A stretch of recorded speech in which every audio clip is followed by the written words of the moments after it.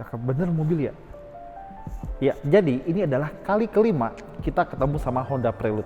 Pertama, di JMS beberapa tahun lalu waktu masih konsep warna putih. Kedua, di Gias warna hitam masih konsep. Ketiga, di JMS lagi udah produksi warna merah juga. Dan keempat, di Tochigi udah produksi bisa test drive warna putih. Dan kelima adalah yang satu ini. Kita lagi di tempat Honda dan ini adalah Honda Prelude Hybrid yang baru. Artinya, iya benar, Honda Prospect Motor bakal jual mobil ini secara resmi untuk pertama kalinya. Bicara soal jualan, kalian boleh komentar dulu tebak harganya berapa di kolom komentar, terserah. Dan karena kita udah bahas mobil ini beberapa kali, kita mau bahas beberapa highlight yang mungkin sempat kelewat waktu kita ketemu sama mobil ini beberapa waktu yang lalu.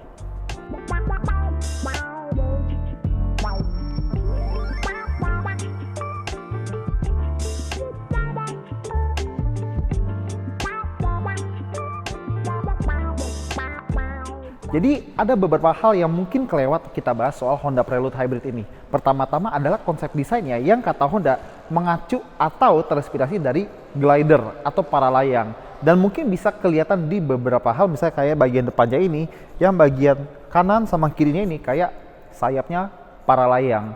Dan overall desain Prelude ini kelihatan sangat simple dan cantik.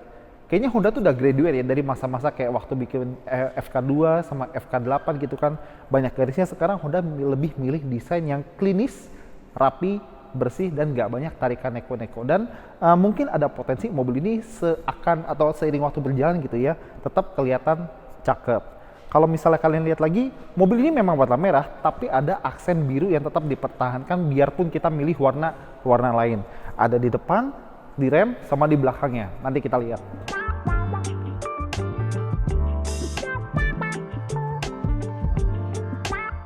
Nah, tadi udah lihat yang di depan, sekarang di bagian remnya. Ini rem Brembo dengan diameter sekitar 305 mm kalau nggak salah buat yang depan, dan kalipernya warna biru. Biasanya kan kalau mobil-mobil lain yang citranya itu sport atau sporty gitu ya, ambil contoh Civic Type R, itu sport beneran, pakai warna merah, tapi ini pakai warna biru untuk satu, biar beda, dua, mensignify atau ngasih tahu kita kalau dia ini electrified alias bertenaga hybrid.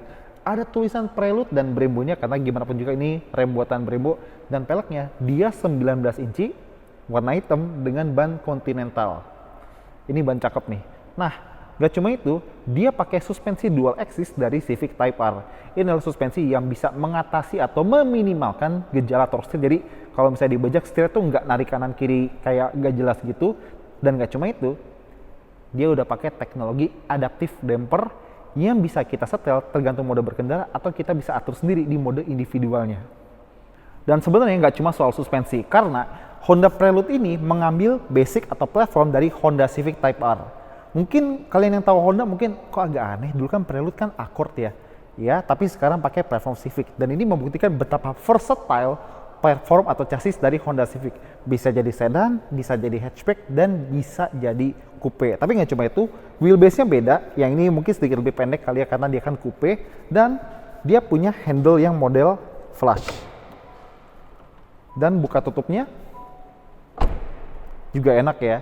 Dan ini adalah hal yang selalu gue bahas di mobil-mobil terbaru Honda. Civic, Accord, CR-V juga. Di sini Honda menerapkan teknologi produksi dengan bantuan laser biar bodi samping sama atap itu nggak ada sambungan hitam yang kurang rapi atau kurang estetik gitu. Jadi sini ke sini itu nggak ada paritnya, kayak langsung nyatu satu panel gede gitu.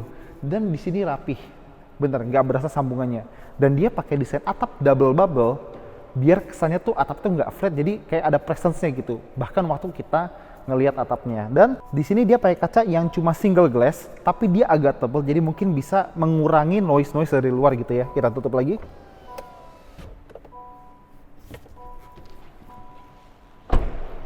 Dan kalau di Jepang, ternyata customer Honda Prelude sendiri adalah orang-orang yang sudah punya kenangan dengan Honda Prelude yang lama. Dan mereka waktu milih mobil ini, mereka nggak terlalu peduli apa kata orang. Jadi misalnya nih, orang mikir, ya kenapa nggak beli yang ini, yang RWD segala macam. Customer Prelude cuma, dulu gue punya dan ya gue suka aja gitu. Berarti memang itulah yang diincar sama Honda. Mereka pengen mobil yang penampilannya cakep, 2 pintu kayak gini kan, jarang-jarang ya lihat mobil 2 pintu di jalan gitu kan. Tapi buat dipakai harian, nggak masalah. Kita pernah cobain Honda Civic, itu enak banget, sebuah mobil yang evolusi tuh makin hari makin enak ya Honda Civic tuh. Dan dia pakai mesin hybrid yang memang kita belum cobain Prelude ini, tapi kita pernah cobain powertrain hybrid ini di Honda Civic dan itu irit banget. Jadi di kaki kita itu full tank tuh bisa sekitar 600, 700 atau mungkin 800 km atau mungkin kalau lebih sopan lagi bisa 900 km. Bayangin kalian road trip pakai mobil ini. Ya oke, teman kalian mungkin bisa pakai mobil yang lebih powerful, lebih kencang, tapi teman kalian boleh start duluan, tapi kalian bisa ngejar waktu mereka isi bensin karena kita bisa terus jalan karena mobil ini bisa dipastikan hemat bensin.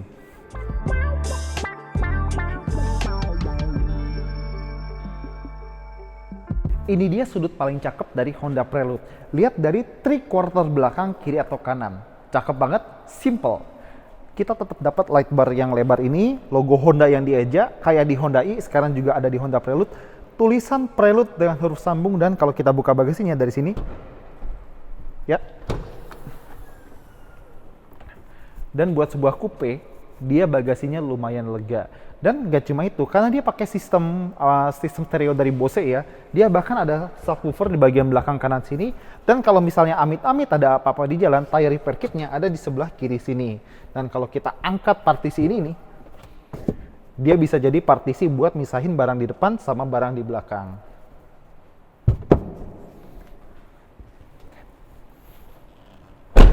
Tadi kita bilang ada aksen biru di depan, di rem, sama di belakang.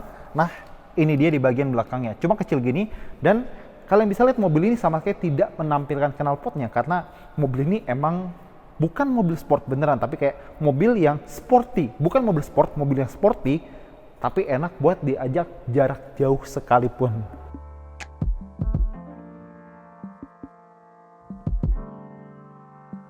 Sekarang kita mau masuk dan ini kuncinya. Sama kayak kunci Honda pada umumnya, cuma ada tombol lock, unlock, sama remote engine start. Tapi nggak kayak Civic e-Have yang RS, dia nggak dapat kunci kartu. Dan agak sayang mobil ini nggak punya kamera 360. Ya kita buka aja. Dan kalau begini berarti dia lagi, nah kalau rata dia unlock. Kalau rata dia lock, maksudnya kalau misalnya kebuka dia unlock. Nah seperti yang mungkin kalian udah tahu, Honda Prelude ini coupe 2 pintu, tapi joknya ada 4. Jadi di belakang itu masih ada jok. Dan kalau kita pengen akses itu dari sini nih. Set, kita, nah, dan jok kanan kiri itu manual, jadi kalau pengen geser harusnya sih masih gampang sih. Kita buka dari sini, satu. Sekarang kita masuk aja. Aduh, kalau buat tinggi 178 sih nggak rekomen ya. Kenapa? Karena kepala gue udah nyentuh atap. Mungkin kalau misalnya orangnya cebol banget 140 cm misalnya masih oke. Kalau ruang kaki mungkin gue tanya ya, agak nyiksa. Dan di sini emang nggak ada apa-apa. Jadi oke, ada speaker, ada kantong, tapi armrest nggak ada, AC nggak ada. Di sini cuma ada ventilasi buat masukin udara adem AC buat dinginin baterai hybridnya yang ada di sekitar sini. Kita keluar. Jadi jok belakang emang buat darurat aja, atau buat orang yang kalian benci.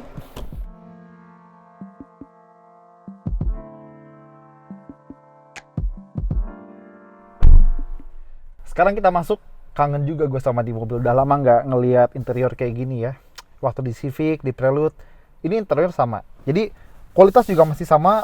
Bahan kulitnya enak, bahan softannya juga enak, dan ada tulisan Prelude di depan penumpang ya, lengkap dengan jahitan biru putih. Dan ini gue baru tahu belakangan, Honda sengaja bikin kursi penumpang sama kursi supir itu beda. Jadi kalau kita duduk sebagai driver, ini bantalan sampingnya itu dia lebih meluk. Tapi kalau buat penumpang, ini bantalnya sedikit lebih lega atau lebih longgar biar penumpang bisa bergerak dengan leluasa. Itu attention to detail yang cukup menarik, dan gue ngerasa nggak pernah ngelihat attention to detail kayak gini di mobil-mobil lain. Dan attention to detail yang cukup menarik di bagian lain adalah ada tulisan Prelude di headrest, driver sama penumpang. Terus ini nih, ini belum ditemukan di Cina. Ini namanya tombol fisik buat AC, dan ini dimaininnya enak. Dengerin deh suaranya. Gak cuma tombolnya, bahkan tuas buat ngarahin AC-nya itu juga enak. Enak banget, asli. Kurang lebih spek yang kita lihat di Jepang kemarin sama di sini itu nggak terlalu beda ya. Kita tetap dapat USB Type-C, power outlet, wireless charger, dan kita tetap dapat sekitar 3 atau 4 mode berkendara yang kita bisa pilih dari tombol di sini, tapi nanti kita bahas. Buat transmisi dia mode pencet-pencetan sama kayak Honda Stepwagon. Terus buat electronic parking brake di sini, brake hold, cup holder, laci oke lah, dan glove boxnya juga standar. Nah, waktu kita nyalain, kalau baterai masih lumayan, dia nggak ada suara apa-apa. Tapi kita utak-atik sini dulu, lihat dia udah include Google built-in. Jadi sama kayak Civic ya, kita langsung pakai Google Maps, Google Assistant segala macam, gampang dan simple. Dan nggak cuma itu, dia punya 4 mode berkendara. Tadi gue udah bilang, dia yang paling nyaman ada Comfort, ini yang paling nyaman GT ya, yang paling balance kayak Aston Martin DB11 gitu ya. Dan jangan lupa Honda jadi supplier mesin Aston Martin F1 buat sekarang. Terus Sport dan individual. Nah, di individual kita bisa custom banyak aspek sesuai keinginan kita. Mau dari mesin, mau responsif atau agak dikurangin dikit responnya, setir, suspensi, suara mesin palsunya, dan adaptive cruise control pun juga bisa kita atur sendiri, dan kita juga bisa ubah panel instrumennya. Dan bicara panel instrumen, kalau kita tekan yang gambar S Plus ini sama kayak di Honda CR-Z, dan dibawa kembali ke mobil ini kita tekan. Nah, ini kebetulan mesin nyala, dia langsung ada tachometer tradisional kayak mobil-mobil yang udah kita kenal. Dan gak cuma tachometernya, dia bakal ngubah respon pedal gas, setir, segala macam. Dan yang paling penting, dia bakal ngasih kita sensasi shifting palsu. Jadi kan ini mobil sebenarnya dia nggak punya gearbox ya. Jadi kalau misalnya kita jalan, ngebut gitu ya, kita kick down, dia bakal ada sensasi pindah gigi kayak gigi 1, 2 gitu. Dan simulasi itu ada 8 gigi, dan Honda udah ngecun perpindahan gigi nih kayak di City 8 speed, kayak gearbox kopling ada 8 speed, biarpun aslinya mobil ini nggak punya gearbox. Dan mode S Plus ini nggak cuma kita bisa aktifin pas kita masuk di mode sport, bisa juga di mode lain. Misal kayak di mode GT kita tekan ini bisa, di mode comfort kita tekan ini juga bisa. Jadi bebas, terserah kita. Dan setiap perpindahan gigi nggak cuma sensasi dari suara ya, suara palsu yang gitu. Kalau nggak salah waktu gue ngerasain di Jepang ada juga kayak sedikit hentakan di mobil, seolah-olah mobilnya bener-bener ganti gigi. Ini mobil yang menarik, dan kita bisa pindah gigi sendiri pakai pedal shift yang ada di belakang sini, dan pedal shiftnya asli metal. Ini dingin loh, beneran. Dan ini bener-bener sebuah kabin yang pleasant, nyaman, dan high quality buat kita berdiam diri. Enak ini mobil.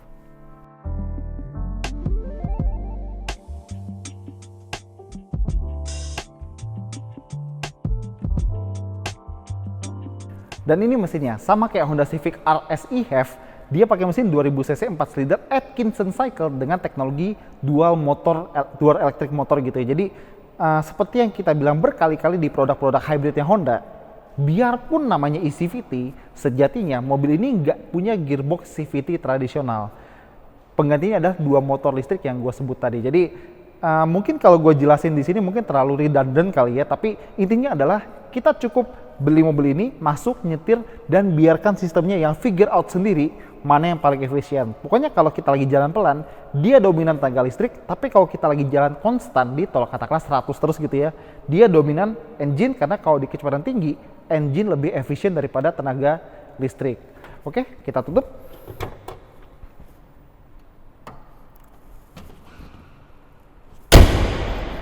Dan mobil ini akan di launching sekitar awal tahun 2026 ini, dan untuk estimasi harga, mungkin tadi kalian udah komen segini, segitu. Honda udah ngasih kisaran harga, dan kisarannya adalah sekitar 925 sampai 975 juta rupiah. Dan itu bisa dibilang mengejutkan. Kenapa? Satu, di banyak sumber, banyak yang bilang mobil ini harganya lebih mahal daripada Civic Type R.